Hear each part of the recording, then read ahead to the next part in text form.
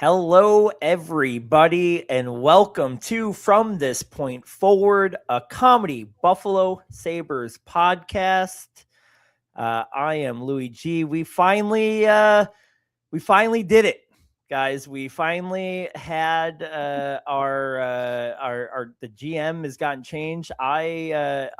I'm sitting here trying to stall because I don't have her open. That's basically is what's right. So what's happening right now? I don't know where our open went. So we're gonna have no open today. But it happened. We've been talking about this. The whole genesis of this podcast was like, we're gonna have the transition soon. It's been 6 months with this. Big news. Kevyn Adams is out. Let's just go with initial thoughts. We knew it was going to happen here all week, but there was some things that happened over the weekend that were like, maybe it's not going to happen. I mean, they win 3 in a row. Jarmo's dad dies today, and we're like, what? Chris, first thoughts here. First thoughts here. Friendship has fallen. Nobody in all of this has thought about what's going to happen to Eric Stahl. Is he out? Nobody knows. Nobody cares. We have a new toy. Is it shiny? No, it's old and a little bit dirty, but you know what? It's ours now. So let's go, baby. I don't know. I'm just happy to see change. That was the whole, I don't know how long I ranted when you weren't here, Ryan. I argued with Louis where all I wanted was something to happen, whether it was front office, whether it was a player trade, whether it was a hockey trade, or just shaking things up. And something has happened. Let's keep it going. Turn the ship around. Yeah, what can I say that hasn't already been said or can be said about the situation? I mean, the results speak for themselves. Everyone knew that he was well beyond the amount of time someone reasonably should be given based on those results. And so now you look to, I look back on some of the decisions that were made that I was questioning. So, for example, Doan, right? The Doan and Kesselring move for Peterka. Now, Peterka is, I think, every bit of what I thought he was, but Doan has really been like that surprise piece. And that was, presumably an Adams move, right? That, it was technically. So, I don't know. I'm excited for a new, someone who has experience, right? That was the big difference, is that since Scotty Bowman, right, that was the last GM that they had hired that had previous experience in the job. I mean, that's atrocious, right? I mean, I know we had Darcy Regier here for quite some time, but that's almost unforgivable. So I'm excited for the new eyes on this organization, and hopefully they can make some moves now, make some splash moves. Yeah, I mean, we have, so we'll, I'm sorry, I'm burying the lead here. We will have Tim Graham, who did break the news along with Matthew Fairburn. If you guys don't know who Matthew Fairburn is, very famous for writing a story about me. So if you don't know, that's how Matthew got famous, was that he wrote a story about me in The Athletic, and he's become famous since then. But all right, here's the thing. Let's reset here. We have a big show. Tim Graham, our friend Matt Baudo from Puck and Buffalo is going to be here. It's going to be a really fun show. We got a lot to talk about. I found the open. Let's go.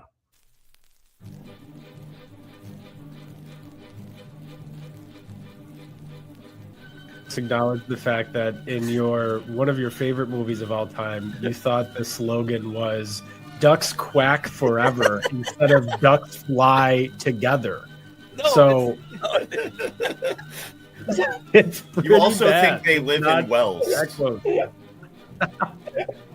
It's the whole theme of the movie, Lou. But he had the duck call. They go quack.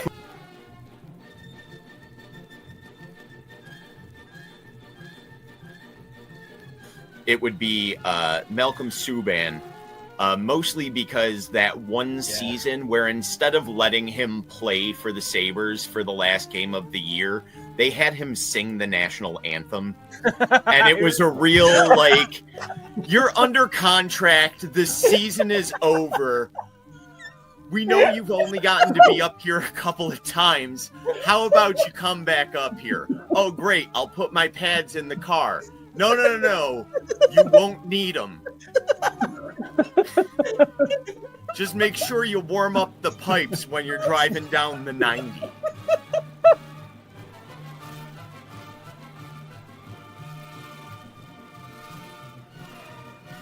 Mitch Marner.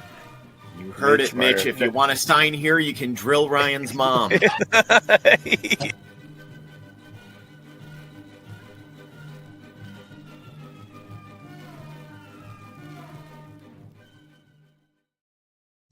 You don't get production level like that just anywhere else. Just opens 5 minutes in the podcast mid-sentence. You don't get that just anywhere. So we'll reset. Big news here. We're here to talk. We will have Matt Baudo from Puck and Buffalo on at some point tonight. We will have Tim Graham joining us, who was the one who broke the story along with Matthew Fairburn in the Athletic and New York Times about Kevyn Adams. We'll ask about what happens from here with the organization. You guys gave your thoughts just about, we've been talking about this for months. We don't need to, really talk about why this needed to happen. It is interesting. It's such a Sabres thing to happen after 3 straight wins. Like, they made the decision 2 weeks ago, before it very early on in the trip at the least. Maybe Tim can give us some clarity on that, but it seems like it probably happened pretty early in the trip, if not before. But then they go on and like win these 3 games. I'm going to go ahead and say it, like, not to make light about it. Sorry for your loss to Jarmo, but then Jarmo loses his father today, and we're with the 3 of us text like, did Kevyn Adams do it? I don't know. Is he trying to get himself a couple extra days in the office? It felt like it felt scary to like, is this going to happen now? Where I'm glad that they pulled the trigger. We'll ask him about this when he gets in. He's got to keep a role, right? Like, I think it's pretty obvious that he got hired as a guy with no experience from Pegula. Like, Pegula likes him as a human being. He's going to find some role in the organization. I see Ryan laughing. Let's play with that. Go. He's what was the name of your bartender that you like in the 100 level? Black Betty. He takes over for Black Betty he's like on probation. They're like, listen, we'll bring you back. But just like Dwight Schrute in the office to do Michael Scott's laundry, they just punish him with like bullshit jobs for a while. I can't wait to go to the Odd Club to go see Black Betty, and right next to her is fucking Kevyn Adams flipping drinks. So they should make him have to. He has to serve the Tage classics. That's his job. That's it. He's doing. He makes them. What? Let's do it. I mean, do it as humorous as you want. That's funny. That's hilarious. I don't know if we're gonna beat Ryan. Chris, what would your role for Kevyn Adams be in the organization? My immediate thought was have him drive the Fan Zam for the rest of the season in between periods, and he just has to feel these people sitting there staring at him with loathsome disgust. Oh man. And hopefully it's not a promo giveaway night where we're all pelting him with Sabres sweater Christmas tree ornaments. And don't forget his title in this situation would be Director of Friendship, right? He's the Director of Friendship. That's it. Director of Friendship.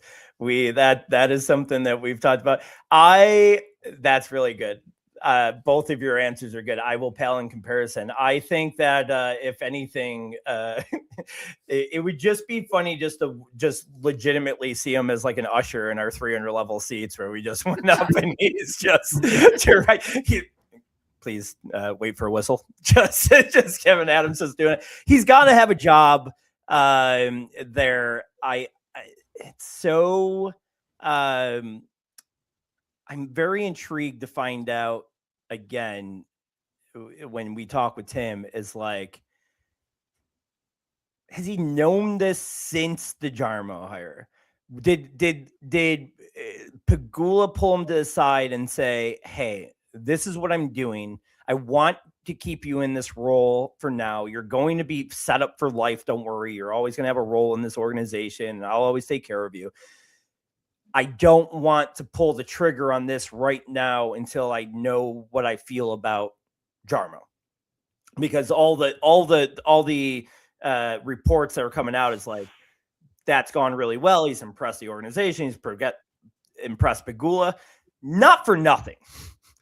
But Terry Pegula seems like a guy that you can impress pretty easily. He's a bit of a rube.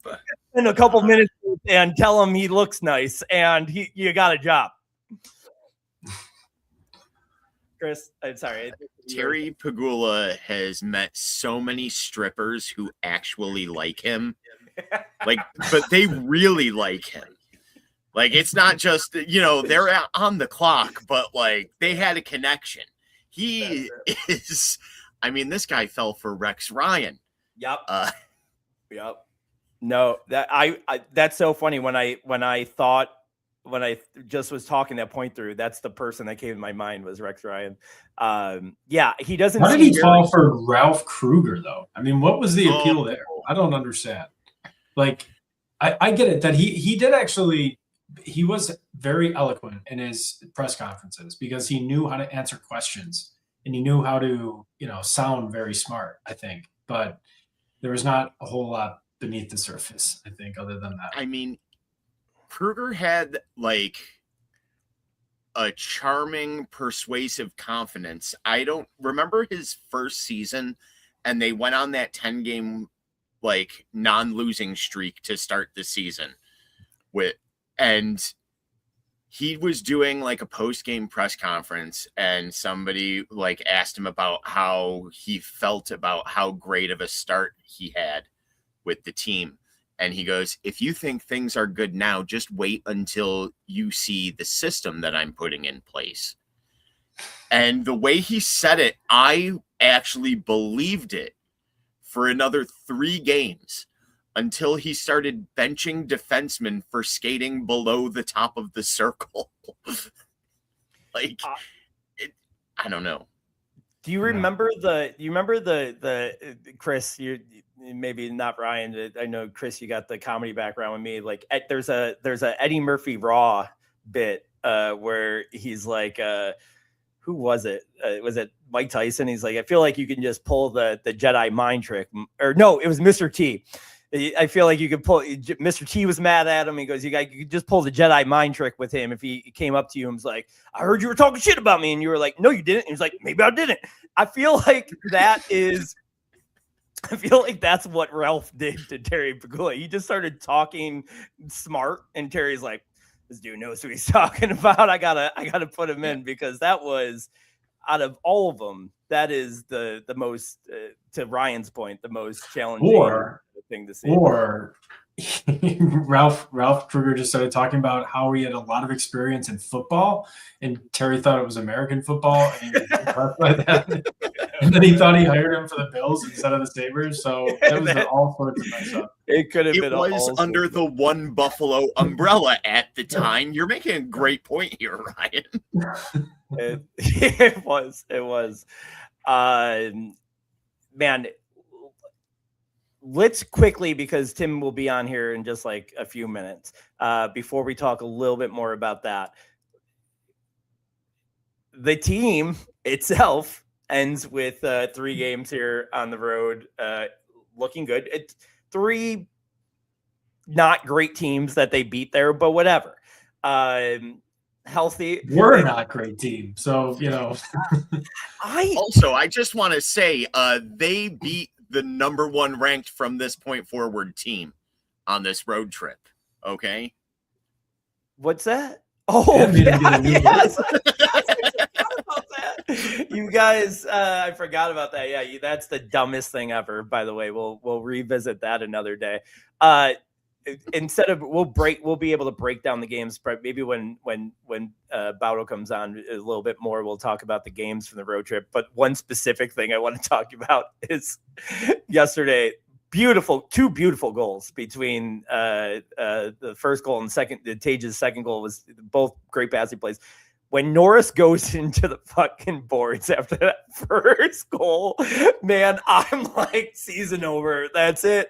And it's just so crazy that immediately beautiful goal. He goes in the boards. I'm like, he broke something, right? That had to be it. He's dead. Yeah. Oh yeah, he looked like one of those wooden puppets that you would get at like a flea market or something, and then like when they go down, their legs are like all collapsed. Went to like 2 different places. Yeah. Oh man, that's so funny. Whatever. The Lion thing is whatever, 3 games in a row, consistent goaltending. We've been probably say if I'm misquoting you guys, but I feel like we've been pretty much a pro Ellis podcast here. Another thing I'll be excited to talk to my buddy Matt about when he comes on, because he's a goaltending expert. I'll give him that. But now he's out and Lion steps in. Anything but UPL for me. But thoughts on Lion here, maybe taking a run, or is it just like one of those other these situations that we've talked about all year when there was 3, let them play till there's a loss or a bad game and then switch? What are your thoughts, Rye? I mean, that's what I would want to do. That's not what they've shown they want to do in these situations, because we've had the opportunity in the past where Ellis will have a good game, or even Lion or UPL, and then it's just like, no, we're going to keep to our rotation, which I don't get. I feel like goalies, if you're hot, you're hot. And then for the other guys, it's like, if you want to earn that playing time when you get in, just keep the net, right? So I would much rather see a hot hand approach, especially given the options that you have. You don't have a clear 1A, 1B situation. So just let whoever is playing the best get the most starts. That's how I would handle it. Chris? I need them to move on from one of the 3. I need it. I've gotten what I wanted so far this week. I need them to move on from one of the 3. I've soured a little bit on Ellis. That like end of the home run and the start of the road trip, he was getting the habits that I hate in UPL, where he was starting to overcommit. Like, that was early on. He looked great. He stayed between the pipes. He played big. And then like his last couple of games, before he got hurt in the Edmonton game, he actually started off looking good in that one. Really good. But like the two or 3 games he played before that, he was starting to do what every goalie on this team does for some reason. And he's just too far out. You're going to give up a rebound. Everybody shoots 90 miles an hour in this league. Like, you're not trapping every shot. It's not 1997. I don't know. I would like them to make some kind of decision.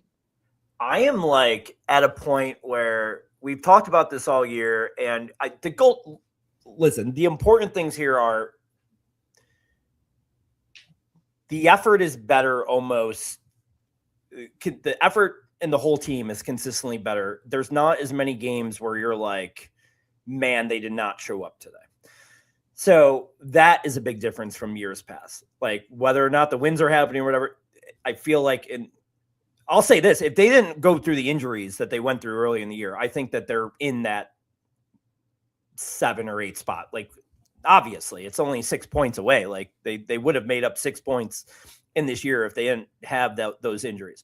So you're getting a little bit more consistent play in front of these goaltenders.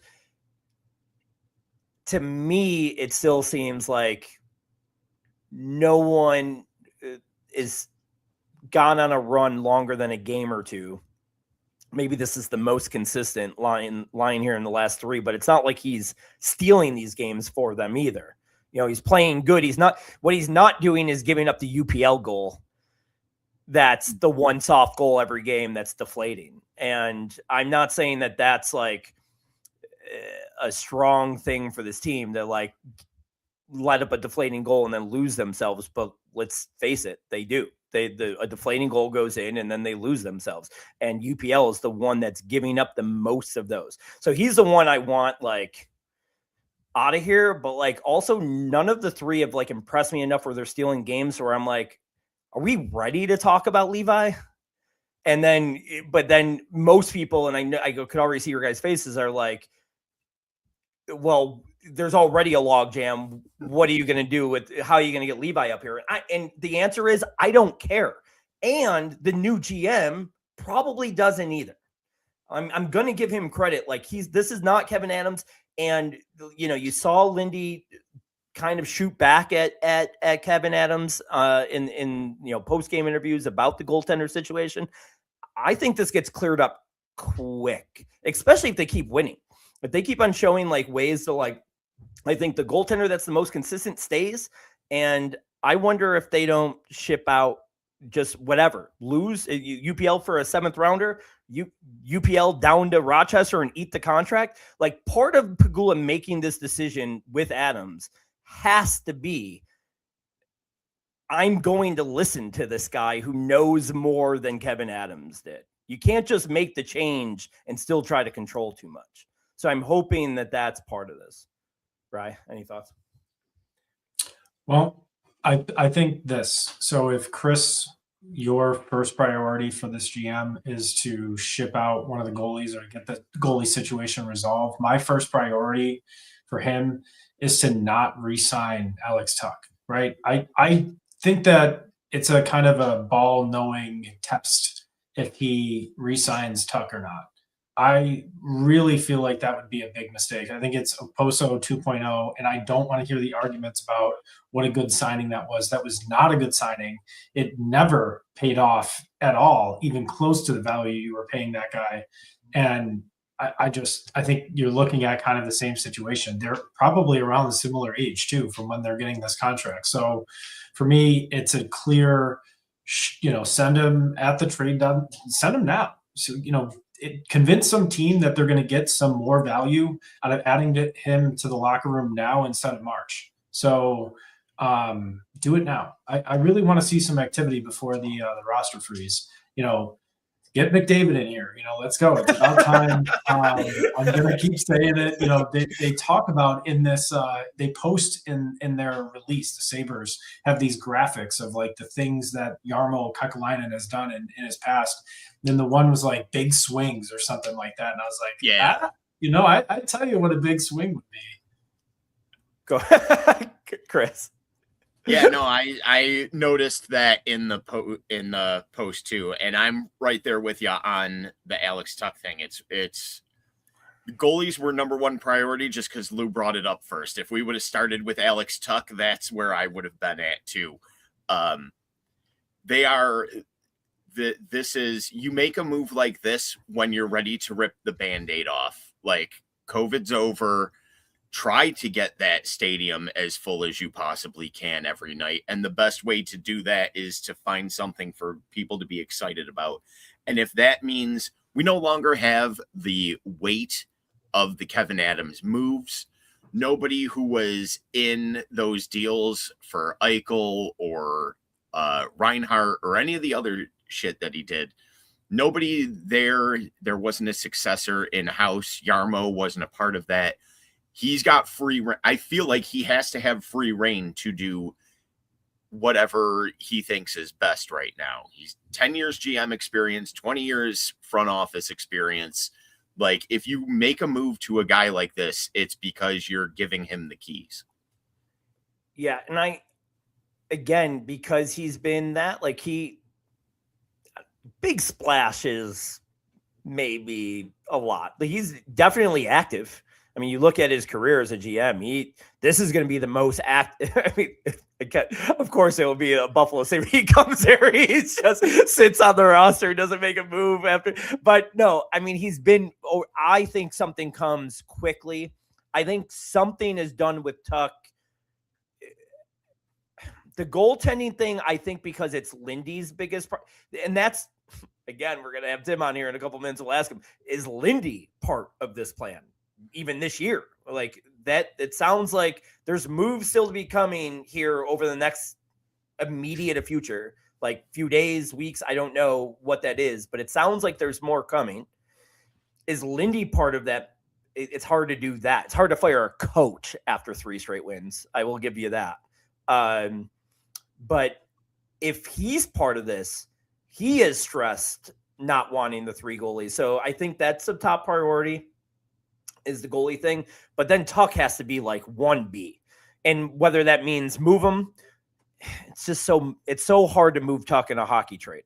That's the thing. And you got to make a hockey trade right now. You can't just give away Tuck for pieces, or like young pieces and prospects and unless that's how they justify it. Jarmo comes tomorrow. He's like, this is my job now. I'm taking it over in a rough spot, and I do have to do a little bit of retooling here. And we hear the whole one more rebuild. I don't think that's going to happen. I think the team is talented enough with a hockey trade that they can make moves pretty quickly. I just don't know if Tuck works in that scenario unless a team can work out an immediate extension with him during a trade. Chris? I think, and this is where I'm new administration, new thing. I don't need Tuck to be a hockey trade necessarily. If coming in, you're like, I'm taking pieces to send with somebody else for a hockey trade. Maybe you go Tuck for some assets, and then we start talking about the Owen Power of it all. Some of those guys, the Quinn thing. There's so many pet project guys. Don't you mention Owen Power in this ever again. Okay. I'm just saying. You and the rest of Sabres Twitter and Ryan, I see his dumb face. Let's just stop talking about Owen Power. It's insane to me because the guy doesn't fucking hit, that everybody thinks he's the worst. The guy is one of the best analytical defensemen in the fucking league. He provides so much offense, and people that hate on him because he isn't physical is insane to me. He'd go and be a Vezina. He'd go and be a defenseman of the year candidate in Colorado right now, next year. That's how he'd be the 7th best defenseman on Colorado. Come on, it's insane. He would be a healthy scratch on a team like that. We're going on a tangent here that I don't need to. I didn't say anything about his hitting. It was me. I'm talking about trying to build a new team with a new general manager, and you have to move people to do that. He's probably the most expendable defensive piece that might fetch you something back along with some other stuff. So you want to trade Dahlin and some picks? Chris? I mean, at this point, let's go. I'm open to that. At this point, I don't want to say no to anything, but no, I just am very much against the Owen Power hate. It's dumb to me. I didn't say it. Hey, I hated him. I just said that they might be able to trade him with some picks. Instead of like in the NFL, they have stop hate in the end zones. Louis wants to get stop Owen Power hate in the I want it right across center ice. That's what I want. All right. Well, we do have our guest here. We're gonna bring in Tim Graham. Tim. We got you in. Let's see. Oh, we gotta find a spot for you. Sorry. I'm really good at production. Here we go. There's Tim. Tim, how you doing, buddy? Wait, did somebody just get bounced? What? You said you had to find a spot for me. I was looking on the grid there. Nobody just got bounced, did they? No. We had a 3-person thing and whatever. We got it. No, we would, but we would, if we had to bounce somebody for you, we would. I wouldn't want to pick who it was, but it would definitely be Ryan. If I had to, definitely be. I don't want to pick names, but definitely Ryan. Tim, how are you today? I'm good. It's been a hell of a travel day, but ready to settle in and hang a little bit here. I'm finally home from the airport and chiseled my car out of the iceberg that it was in and got home to find I had no Wi-Fi and just moved into a new place. All I wanted to do was throw a frozen pizza in the oven and have a couple Jack and Cokes, and the oven doesn't work. So so it took me a little while to get going. Jack and Cokes it is. Not yet. Once I get off with you guys, once I do the show with you guys, we can get off later. But once I do the show with you guys, I'm going to have the Jack and Cokes. The Jack and Cokes. You said, I think you told me you were coming from, were you there for the game? Bills game?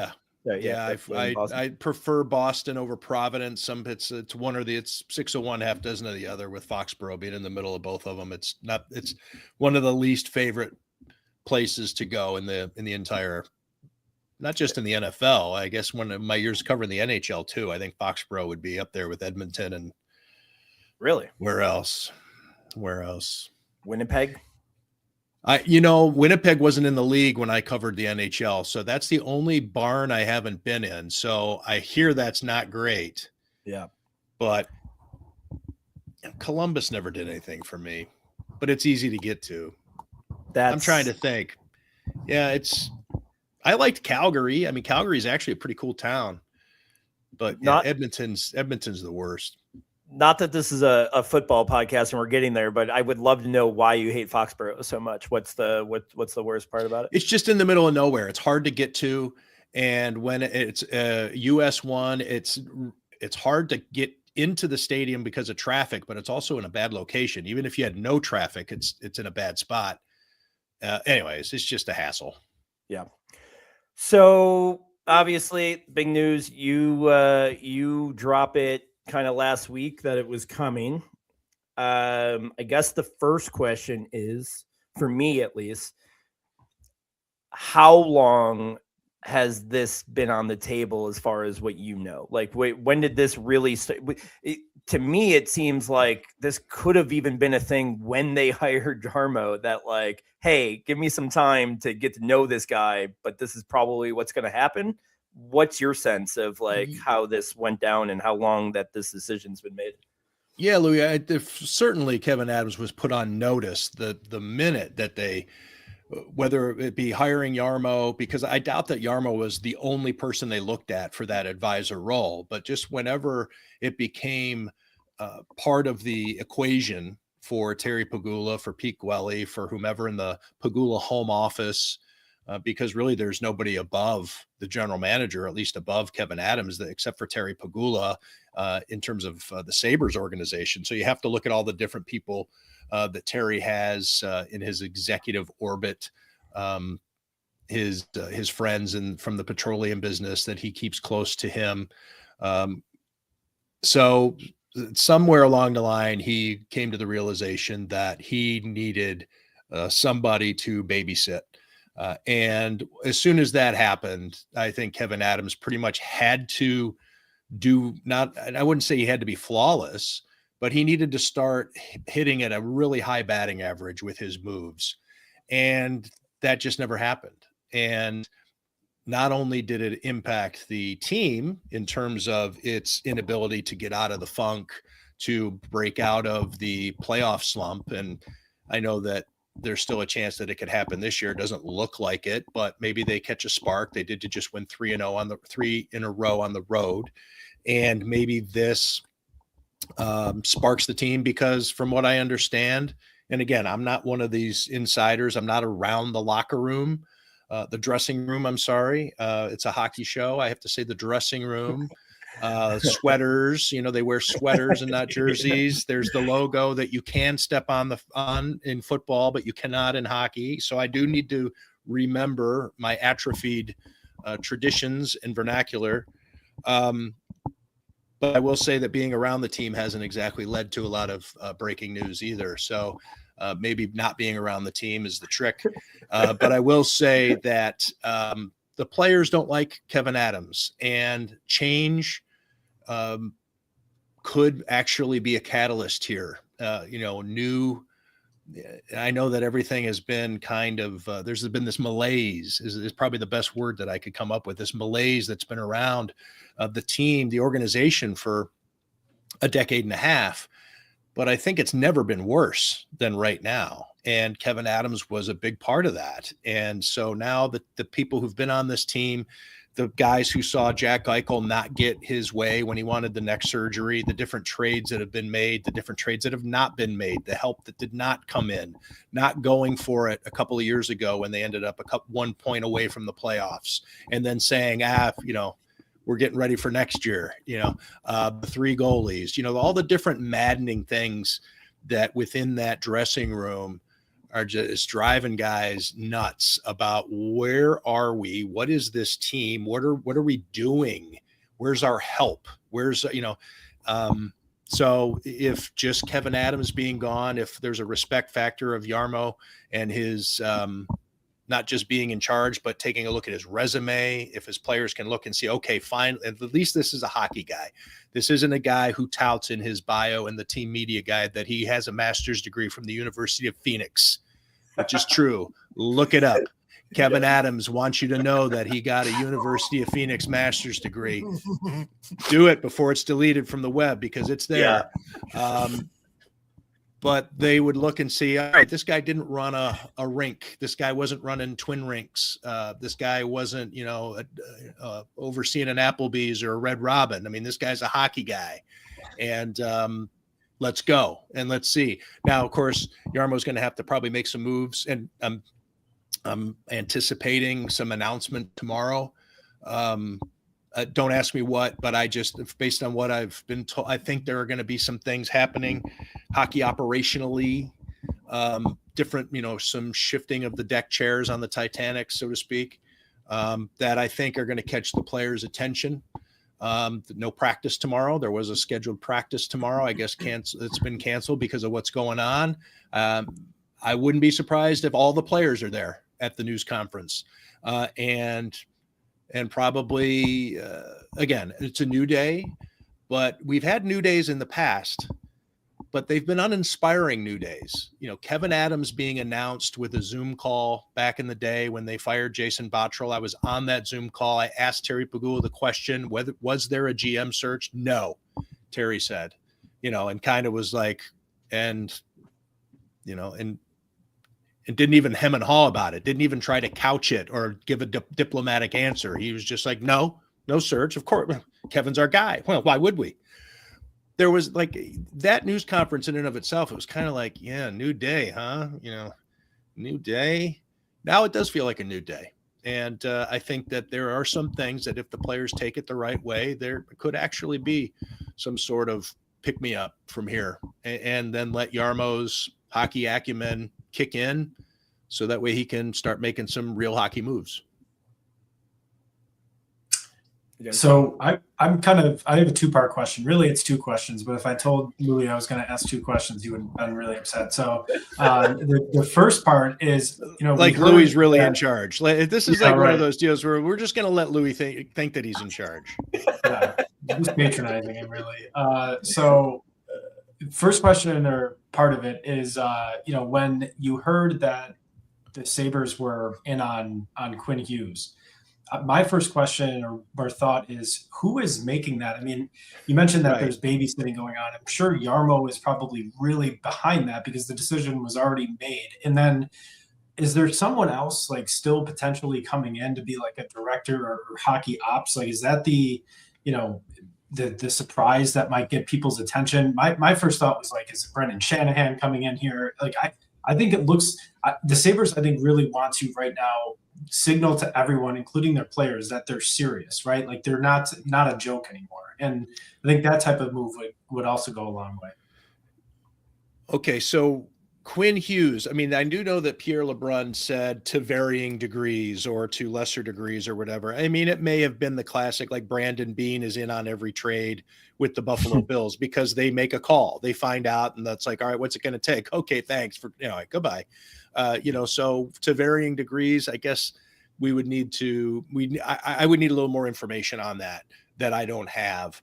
But you're absolutely right. The Sabres, based on all the information I had, the Quinn Hughes trade was shocking to us, especially coming at night like it did. It was Friday night, right? Was that the night it was? Yeah. Coming on a Friday night, it was kind of like out of, in December, you usually don't get a big trade like that.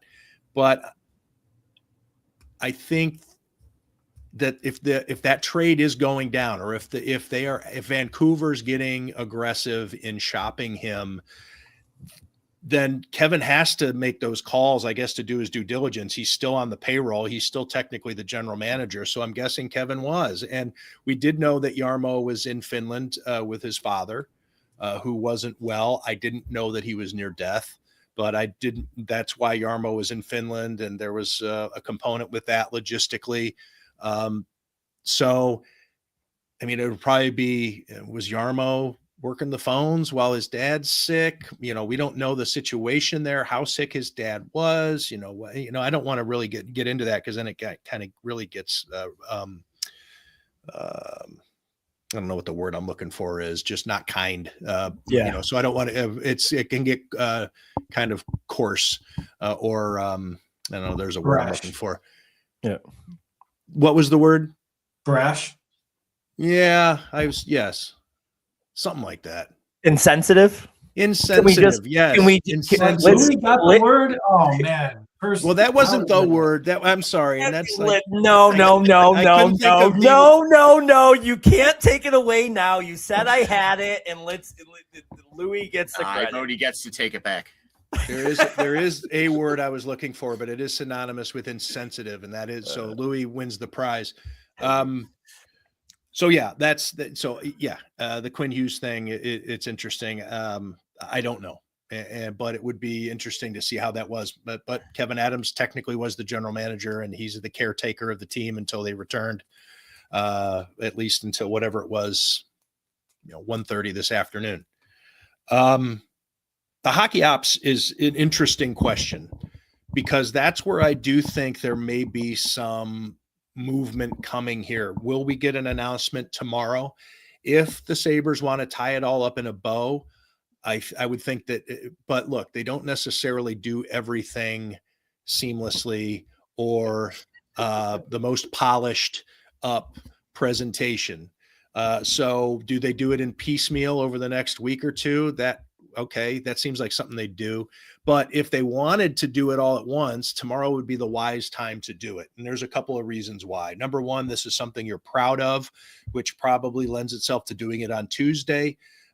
As much as this is a huge move, if they were to do it on Wednesday, which is the usual NFL media day for when your team is playing on Sunday, you'd have a lot of the local media going to Orchard Park on Wednesday to do their Bills stuff, because Sean McDermott talks and Josh Allen talks. And yes, I know it's the Cleveland Browns on Sunday, but that's just the way it is. And so being under the same umbrella as the Bills, the Sabres and their PR know this, and Pete Gwelly overseeing both teams. If you want to proudly say, this is our new general manager, this is a new day, you got to do it on Tuesday. And I think it would be wise for them to put it all out there.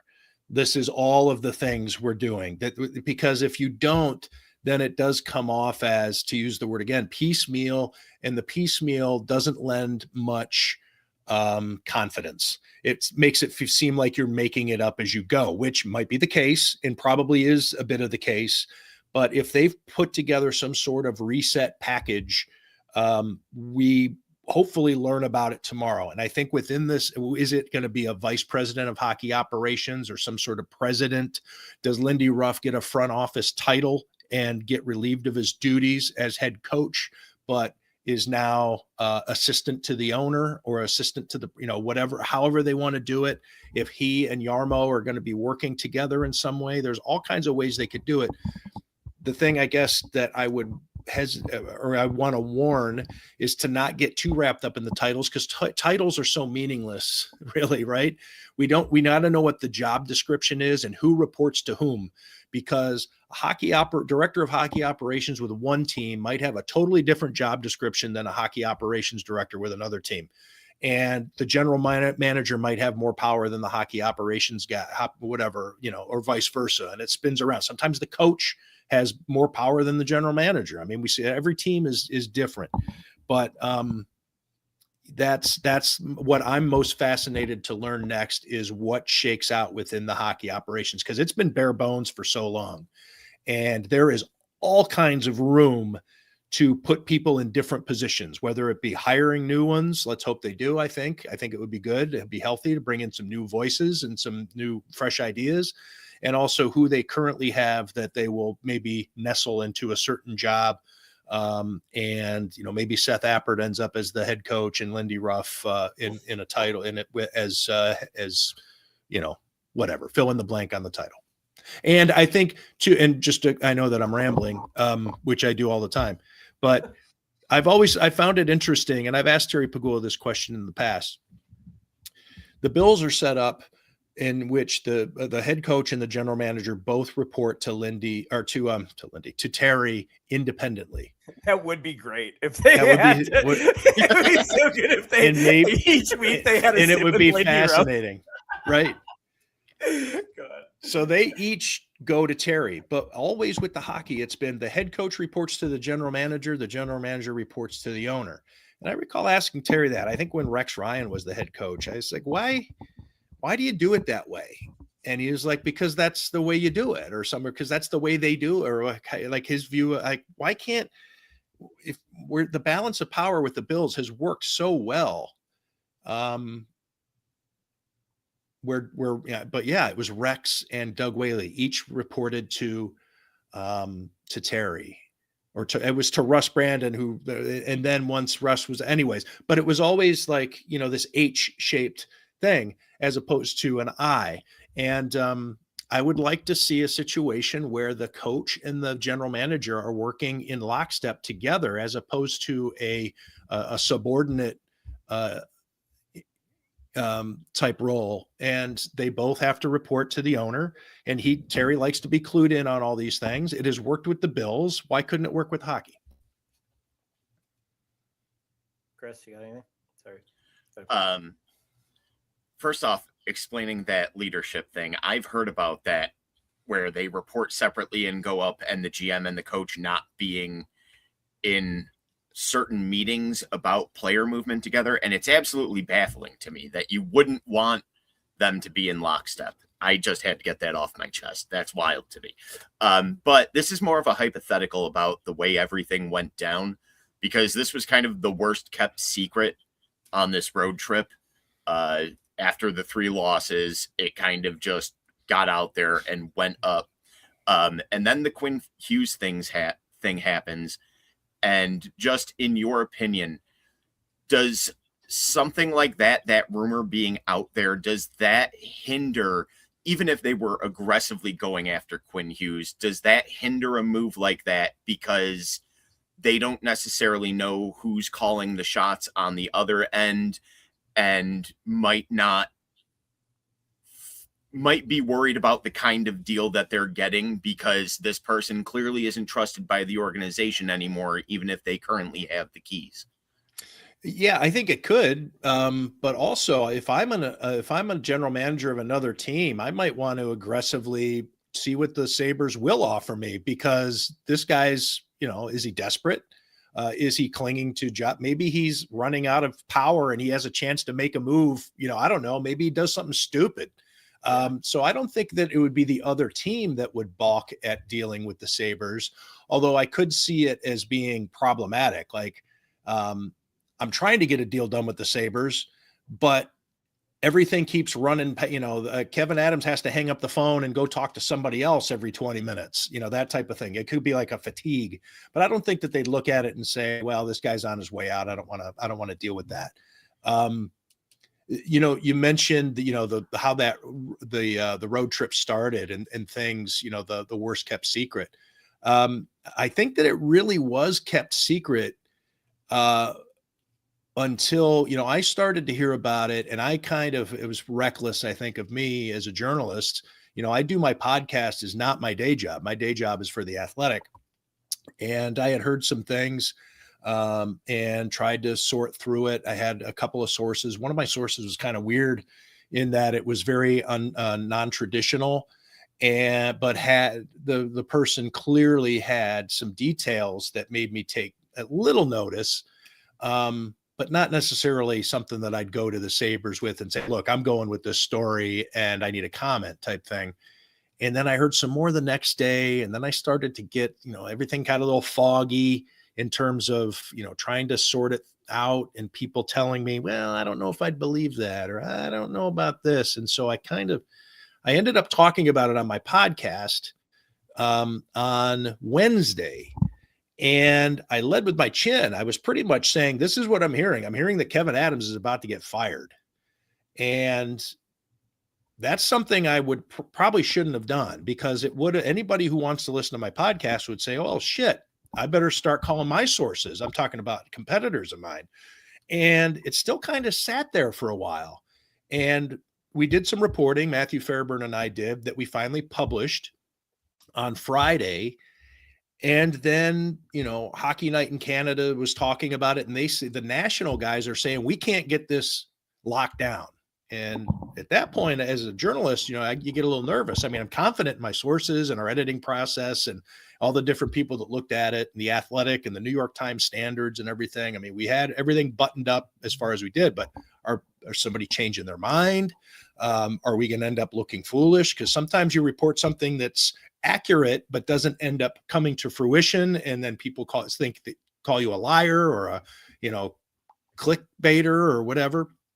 And so I'm like, when Elliot Friedman's like, Tim Graham and Matt Fairburn are reporting this, and I'm thinking to myself, why aren't you making some phone calls? Or I'm thinking, shit, maybe he did, and he doesn't want to hang his name on it. And, but in looking back, and again, this is now all speculation and theories on my part, because I'm not hinting that I know what's coming. But in retrospect, when you take a look back, and this is coming my roundabout way to get back to Chris's question and his point about the first part of the road trip, there are a couple of things that happened. Number one, Noah Ostlund being sent down and Lindy saying what he did, and everybody trying to read into it. Was he taking a shot at Kevyn? Wasn't he? That's the one that we all noticed, myself included. The one that I think kind of flew under the radar a little bit, because it came after a win, was how much Lindy went after the officials after the Edmonton game, right? Yeah. It was Edmonton.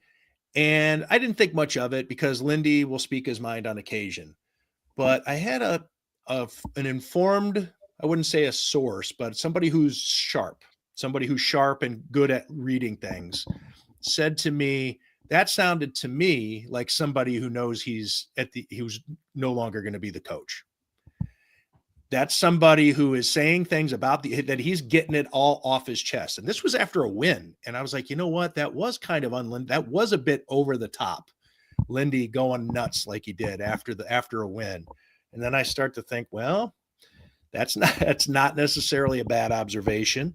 But then you also start to wonder, I mean, again, this is speculative again. Conjecture, total conjecture.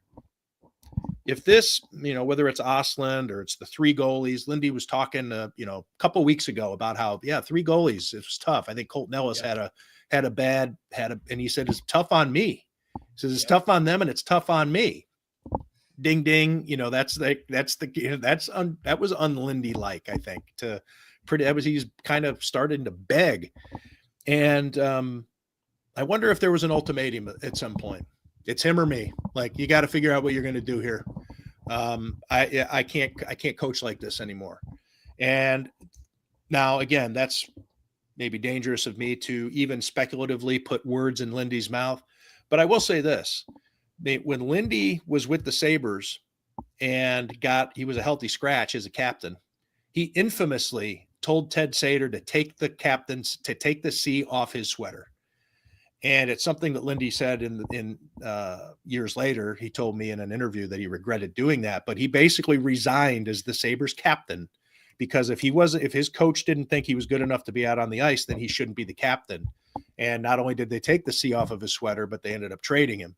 But Lindy is a man of principle and a man who, if his work if he can't do his best work, he will say in a Clint Eastwood riding off into the sunset kind of way, I can't do it. If you're not going to let me do it, then put me out of my misery. And again, pure speculation, but that's educated speculation as somebody who's been around Lindy Ruff since the year 2000. And those are just things that I think about as we head into a 10:30 a.m. news conference tomorrow.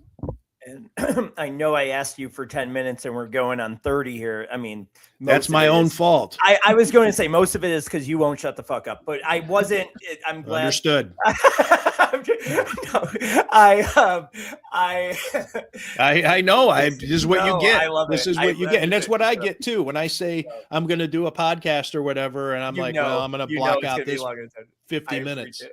No, I appreciate it. I won't take too much more of your time, but there was a couple things here from these three questions, and your responses is like, Ryan asked about Shanahan, and you kind of didn't. Yeah, I don't. I guess this will be. So I don't know. That's not an. Yep. I guess my point to that is that I like all your other points is that there might be something here soon. There probably is from all reports, and maybe you've said as much that you have a feeling that there is something coming. To me, if it was Shanahan, probably out there by now, right? Like if it's probably so, right? Yeah, like probably so. I'm assuming it's not that big. And then in another thing that you've referenced here in the Lindy thing is maybe he gets replaced and all this and gets an organizational role. It's a lot harder to replace a coach after 3 wins than it is to replace a GM the GM thing was made up, right? Like you broke it last Friday. It was probably that decision was made a week ago and for different reasons it couldn't be announced. But like the team just played really good, and maybe Lindy did give that ultimatum. Maybe Lindy did say so. Maybe he gets some time here to see. And you scared me. Does with he want it? Does he want it? Who knows? I mean, there's all kinds of things that there are a lot of unknown knowns. I guess these would be things that have happened that we don't know about yet. And maybe offers that have been made. Maybe it's like, it could even be this. I mean, again, hypotheticals, but based on the conversations that I've been having, these are the types of things that seem to be in play. Could be something along the lines of, would you be interested in this title? And if not, we're going to let you go. So just because, there's all kinds of things that could happen. But to your point about, Shanahan, I think Shanahan, as prominent as he is as a name, as a player, and as an executive, much like like Babcock was when he was a coach. I mean, these guys have agents and have been around, have a lot of friends in the media. Kevyn Adams had no friends in the media, really, unless maybe you want to go back to whoever covered him, whoever was with the Raleigh News and Observer, back when he was with the Hurricanes. He and I actually had a good relationship because he was from Clarence and I covered him as a local player in the NHL. But as far as I know, I'm talking to other members of the media. They're like, he hasn't returned a text from me in a year and a half, or he hasn't, he didn't play that game, maybe to his detriment. But Shanahan and Babcock have plenty. There's all kinds of ways for that information to get out. So I think that's a big tea leaf, Louis, that you've properly read. But so if that were to happen, I think that would be stunning, because that would be an incredible secret, right? Because he is so huge. That'd be a big one. But do we know? Who's to say? Maybe they pulled it off. Do we know wanted to, we kind of were joking around before you got here about what the role would be of Kevyn Adams in the but do we know if he is going to stay in the organization in some role, or do you have any lead? It doesn't look like it, but I guess that could happen. But I would think, again, from a PR standpoint, that would be kind of cruel to say he's done and then kind of let for 24 hours, let people think that, and dance on his grave, as opposed to he is being reassigned within the organization. Then, then everybody can at least respectfully, choose their words a little more wisely, I guess. But yeah, I that would be weird. I said that they should make him serve the Tage Classics to, make, pay his time. Well, we did find out, and Matthew Fairburn found this out in his reporting. We were under the impression, or a lot of people were, that Kevyn Adams' contract only ran through this season, and as part, the double byline. So sometimes you can't tell who reported what. But I want to give Matthew Fairburn credit on this. And his reporting found out that no, he had gotten another year somewhere along the line. So that was interesting to me. They have to, so yeah, they may need him to shake hands at the front door at the atrium for anybody coming in. Maybe they should limit him to Bandits game. Listen, odd club bartender, huh? He starts rehashing his relationship with the fans right there, one martini at a time. Assign him to the Swanee house. Just tell him to stand in there and polish glasses, and people can walk by and just see in an empty bar as Kevyn polishes the glasses. Don't mention Swanee house. It hurts. It hurts right here. I got one. I'm sorry. We'll let you. The Yarmo thing. You think this is like a full-time hire, or is this like a? We're gonna wait to see how this works. Again, I'd be surprised if it wasn't, because of the way everything's worded. I think they say he's the general manager. I mean, that's not interim. It's not. That there was no mincing of words there. That's why, because I was curious if Kevyn Adams would be put somewhere within the organization, especially with that insight that he's got an extra year left on his contract. But the way that's worded, yeah, I think it was pretty specific. And so that would be a surprise. That would be one of those, where you'd have to push back and be like, well, why'd you say it this way? You'd almost have to kind of joust with the Sabres. As I offer a couple more minutes of your time without asking, either of you guys have any questions? Let's go. Did you have anything else? Is there any word on what's going to happen to Eric Stahl? Oh, I mean, he's the one. Adam's best friend, and apparently his only friend, Eric Stahl. What's happening? And we're assuming that. That poor guy. Yeah, that was always That was, to bring in the guy who didn't want to be here, right? They had to trade for him, and he hated being here. But when he needs a job, he'll come and take the Sabres money and work with Kevyn Adams. It just was the optics. The optics have been atrocious with the Sabres for so long, and Kevyn Adams has been a big part of that. I mean, Granato was a likable guy. I mean, now we look back on they had a couple of winning seasons with Granato, and I love Lindy Ruff as a human being and somebody that I've covered. But Granato, as kind of flaccid as that staff was, no NHL playoff experience with Granato or his staff. Matt Ellis and the whole thing. It just all seemed like a minor league operation for so long. And here now you have a guy who was an NHL general manager for 11 years. It's a spark. It should be. Well, Tim, I really thank you so much for getting off the plane, coming to join us, having some fun with us. Go have the Jack and Cokes, order yourself a pizza, and we'll talk soon over that beer that we're going to have one day. I'm looking forward to it. And everybody's coming. Can everybody join us? Yeah, they can open definitely invitation. Why not? All right. Open invitation. Thanks, fellas. Thanks so much, Tim. Have a good one. Thanks for having me on. We are gonna Thanks, Tim. We're going long here a little bit. We got Matt Baudo coming on here. We're gonna bring Matt in here. We'll bring him on to talk a little bit about what Tim just said, so we could all kind of process that. Let me bring on Matt. Matt, how you doing, bud? What's going on, Louis? How you guys doing today? Good. Sorry to have made you be back in the room for an hour here, but I'll tell you what, this feels a little ass backwards. This is like following up Tim Graham, the resume he has. Like it's like bringing Kevyn Adams in after Yarmo. So I don't know. Just anyway, happy to be here.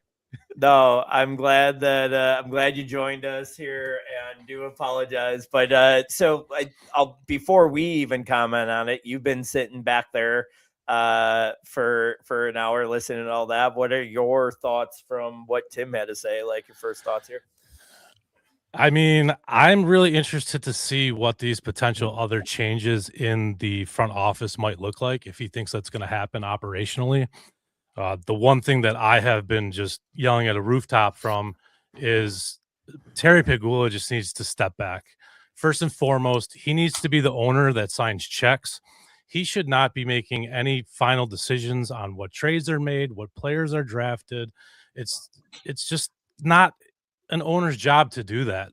And I compare him all the time to Jerry Jones of the NFL. And you see how well that's worked for the Dallas Cowboys for the last 30 years. It doesn't. And we've seen it here for 15 years. It doesn't. A guy who, how much hockey knowledge does Terry have? He didn't become a hockey fan until he was in college, I believe the story is. And he didn't even start off as a Sabres fan. He was a Flyers fan. So he has about as good of a resume to be a GM as Kevyn Adams did. And I hope that bringing Jarmo in now to be the GM, that he gets to be the GM. I don't want these other phone calls that need to be made to make sure it's okay for him to make the move. Yeah. If I have a question, Matt. So if the decision was to fire Kevyn Adams, but Terry decided he was going to be the GM, would you still like the move?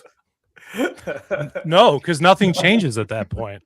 And honestly, even like Kevin's gone now, right? And if Jarmo is in charge, but Terry's still making those type of decisions, at the end of the day, nothing changes. I get the sense that Jarmo is not, and I just noticed you doing it, Matt, too, and I always do Jarmo, and Tim was saying Jarmo, so I think I'm gonna switch because of it. I don't know. I don't ever know. But I'm gonna language. I never pronounce anything right ever. But I don't get the sense that he is I'm gonna answer to the owner guy. I mean, and I know I have so little knowledge of him and only these stupid Sabres embedded things where he just seems kind of like a rough ass old school dude that's like, I'm taking this job if you just let me be the GM. And so I totally expect a move quick before the freeze here. It could be something just dumb and small, but I just think he's going to want to put his imprint on this team, even if it's a small move here. Yeah. I mean, that's the type of personality that you want as your general manager, right? Like this league is a business and it hasn't been run like one in Buffalo for how many years now? The comments were always the country club during the Granato and Adams days. And you got rid of Granato. In theory, you only got rid of one half of that country club. You still have one of the groundskeepers, if you will, overseeing the operations here. And, you want kind of a hard-nosed type of guy making these decisions as the general manager, because at the end of the day, he's also a negotiator. He's the one who has to try to get free agents to come in here. We know Kevyn didn't do a good job of selling Buffalo to people, hence the palm tree hat I'm wearing today. But like this guy has to, be tough at times. And with the experience that he has, I agree with you. I think he walks into this room and says, Terry, if you're giving this to me, you're giving it to me. Chris, your just initial thoughts after talking to Tim here. I have some. Go. I want yours. I mean, there was a lot going on in that, and I felt felt the same way since we first talked about, and I have been thinking about how you pronounced his name, Jarmo Kekalakin, or whatever, when they first hired him. And then you read his finished tweets. Sorry. Like that whole player, like, unless you, I mean, it's got to be one way or the other. Either he did not take the job without, like, I'm coming here to see how things work. If they don't work out for you, I am stepping in, but these are the terms for stepping in. Or, classic move for the Sabres the past 10 or so years. He just came here for a check. But if he's taken over the driver's seat, I feel like it's more the first one that Matt was also saying, that he's ready to drive. And that's most of what I'm interested to see. Tim was so ominous with some of those front office moves that he was talking about, and he really threw a lot of the Lindy not being there anymore. That sounds like that's happening. Which, but again, it's so hard to fire a coach after 3 wins, but it does sound like that's. But wouldn't they make the move on the same day if that was the plan? They might not have a new coach buttoned up yet at this point. Yeah, and they still might. Honestly, I've always been of the opinion that Ruff came here initially on that 2-year deal with the possibility of him moving up into the front office. Yeah. So I don't feel like that's out of the question here still. And maybe it's something he's contemplating. Maybe if it is an ultimatum, as I think Tim kind of suggested, it potentially something that could have been. Maybe he's still kind of deciding if it's what he wants or not.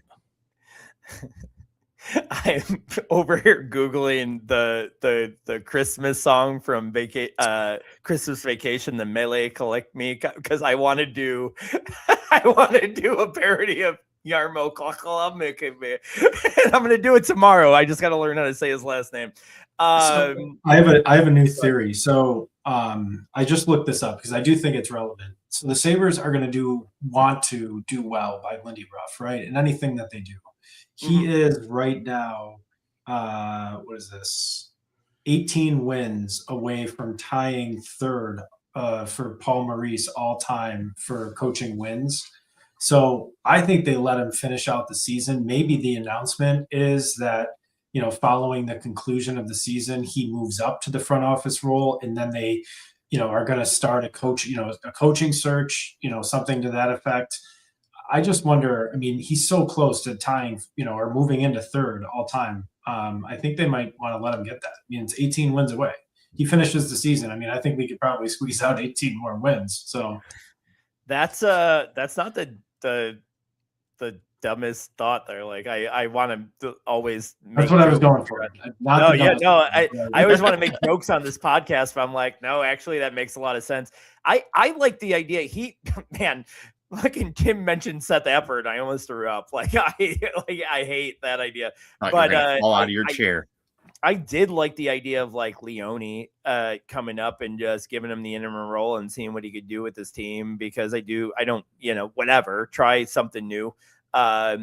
Especially if you're keeping Ruff up here. But I don't know. I think that gets done today if that was the decision made. So maybe tomorrow or whatever this week, as Tim's talking about, is the front office. But I don't think you're not, or the news would be out right now.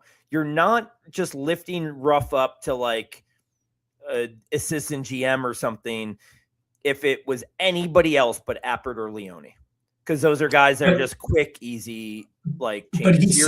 But Tim said something like it's going to get the players' attention, or it's going to surprise the players, something like that, which that's the part that I keep focusing on. And I'm trying to figure out what that would be. What is a move in the hockey department that would raise eyebrows, for lack of a better phrase. He mentioned that they might even be at the press conference too, which was an intriguing piece of that. They're bringing back Pat LaFontaine, baby. Wow. He's going to restore. Hey, we're all about friendship, right? On this podcast, he's bringing back Patty LaFontaine. He's going to restore that relationship. It's intriguing. We did not talk at all about the team on this podcast. I get that. Matt, do you have like right now, if you had to Lindy is gone, I really like that's some second level reading of people. The Tim Graham point about like the comments that Lindy made, and he was like, that sounds like a guy that's on his way out, and it just hit. I was like, it kind of does. If they move tomorrow, I mean, again, I just don't there's not like a guy on the street you would bring in that you're probably waiting for the offseason to like hire. So is it Leone for you? Are you comfortable with Apper? Like what else would there even be? I mean, if they made a move tomorrow for coaching and got rid of Lindy, Appert doesn't excite me in the least. It's going to leave me sitting here going, well, what does that even matter? What's the difference now? Nothing really. So Jarmo's in charge and Lindy's out the door. Like, what is Appert going to bring to this team that Lindy isn't capable of at this moment? The Sabres love their nostalgia, right? And it's the reason they brought back Lindy. They wanted to get the fans hyped up. I'm going to throw two names out there that I wouldn't hate to see come back here. And I don't know positionally because some of them they're both under contract in other areas around the hockey world. But Michael Pekka and Jay McKee are two guys that have strong ties to this organization that have had pretty successful careers coaching. I mean, McKee in Hamilton, and I think they've actually moved to another city in the area now. That he's won the OHL Cup, whatever it is, there in the past years, and they've been successful this whole time. I'm not suggesting bringing an OHL coach with no experience to be your head coach, but I don't know. Pekka's got some NHL experience on the bench, and maybe you find a way to bring both those guys here. Either way, the move that needs to be made first with the coaching staff, I think Lindy should stay for now, regardless of the 18 wins or not. But that whole staff just needs to go. Let him bring people in, even if it's Leone to come up and be one of the assistants on the bench. There has to be other people within the organization or other people in the hockey world that are looking for an opportunity to be a bench coach. Guys, hear me out. Kevyn Adams for bench coach.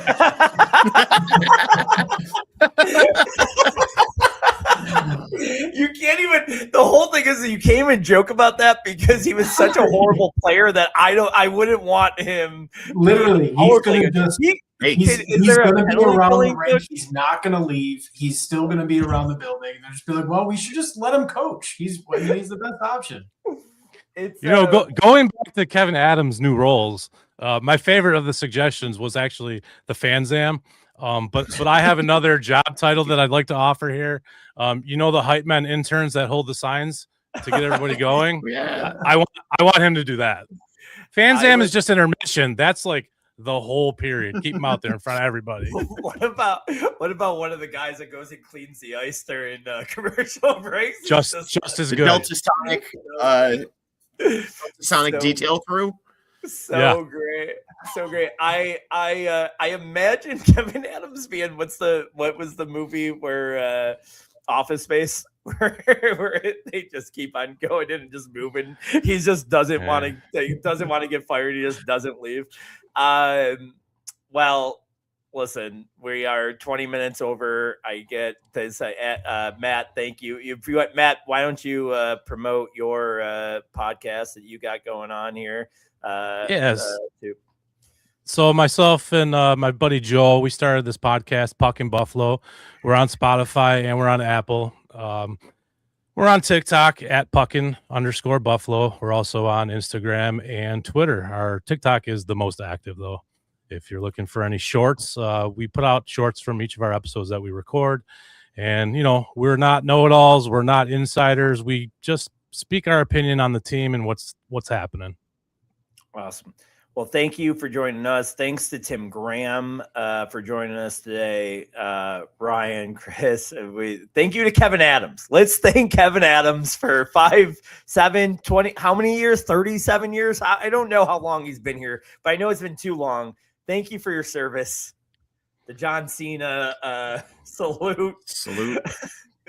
What, Thanks Chris? to Eric Stahl.